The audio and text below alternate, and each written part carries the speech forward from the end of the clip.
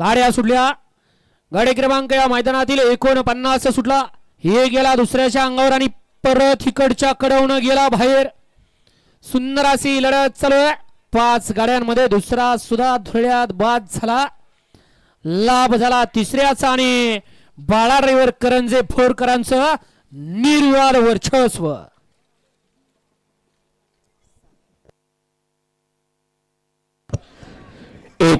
चा निकाल आणि निकाल.